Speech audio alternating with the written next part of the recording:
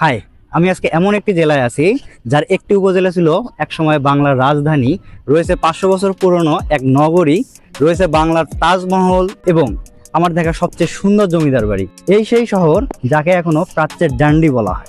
Welcome to the heritage city, Narayanganj.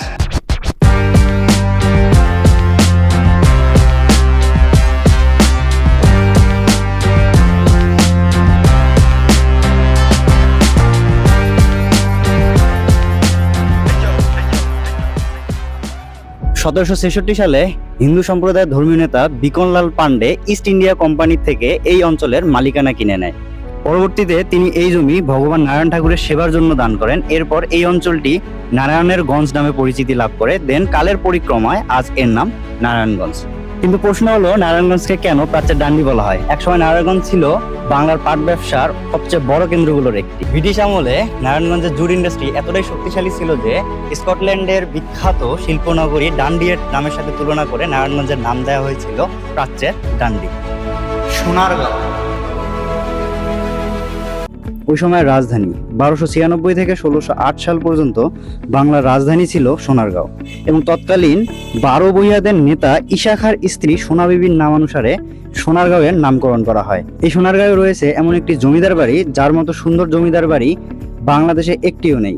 প্রায় 400 বছর আগে নির্মিত এই জমিদার বাড়িটি এত সুন্দর কারুকার্যের মাধ্যমে তৈরি করা হয়েছে যেটা ভাষায় প্রকাশ করা যায় না।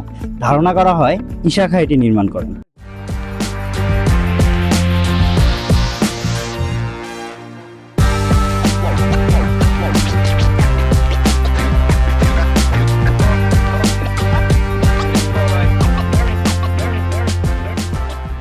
এর একটু সামনে রয়েছে শিল্পাচার্য জয়নুল লোক ও কারুশিল্প জাদুঘর, যেখানে রয়েছে 4500-এরও বেশি নিদর্শন।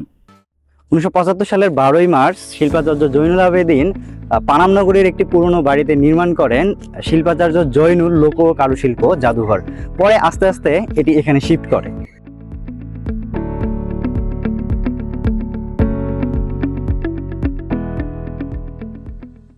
এখান থেকে ঠিক 500 গজ দূরে অবস্থিত সোনারগাঁয়ের অন্যতম ঐতিহ্যবাহী প্রাচীন শহর পানামনগর। 15 শতকে অর্থাৎ ঈশা খাঁর আমলে এখানে ধনী হিন্দু ব্যবসায়ীরা বাস করতেন। বোঝাই যাচ্ছে এখানে সব ধনী মানুষরা বসবাস করতেন। আর এটি সেই কাশীনাথ ভবন, যেটি 1305 সালে নির্মাণ করা হয়।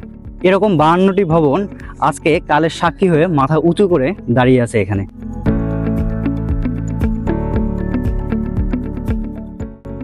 সোনারগাঁ থেকে 2 কিলোমিটার দূরে অবস্থিত এত সুন্দর কারুকার্য বিশিষ্ট মসজিদটির নাম বোয়ালদি মসজিদ। এই মসজিদটি নির্মাণ করা হয় 1519 সালে, অর্থাৎ এই মসজিদটির বয়স 500 বছর। সুলতান আলাউদ্দিন হোসেন শাহের আমলে মোল্লা হিজাবর খান এটি নির্মাণ করেন।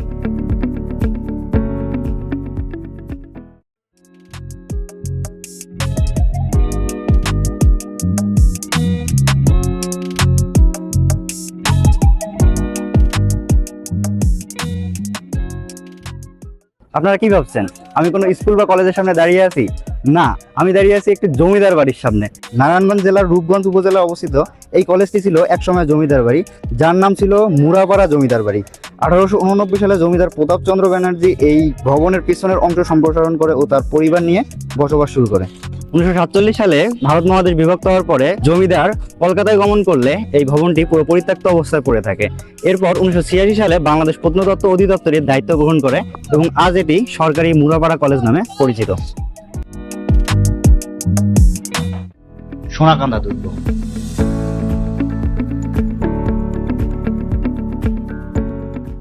চলেন আপনাদের একটা ইন্টারেস্টিং গল্প বলি। একসময় জমিদার কেদার রায়ের মেয়ে স্বর্ণময়ী শীতলক্ষা নদীতে স্নান করতে গেলে সেখানে সে জলদস্যু দ্বারা কিডন্যাপ হন। তৎকালীন 12 ভূঁইয়াদের নেতা ঈশা খাঁ তাকে সেভ করে এখানে নিয়ে আসে। এখানে নিয়ে আসার পর কেদার রায়কে তার মেয়েকে ফিরিয়ে নিয়ে যাওয়ার জন্য বললে কেদার রায় মুসলমানের ঘরে রাত কাটানোর দায়ে তার মেয়েকে ফিরিয়ে নিয়ে যাননি। দেন স্বর্ণময়ী এই দুর্গে অঝরে কান্নার কারণে এর নাম হয় সোনাকান্দা দুর্গ। সে যাই হোক, এই দুর্গ 1650 সালের দিকে তৎকালীন বাংলা সুবেদার মীর জুমলা কর্তৃক নির্মিত হয়েছিল বলে ধারণা করা হয়। 16 শতকের দিকে জাহাঙ্গীরনগরকে জলদস্যুদের হাত থেকে রক্ষা করার জন্য 3টি দুর্গ নির্মাণ করা হয়, এর মধ্যে সোনাকান্দা দুর্গ একটি।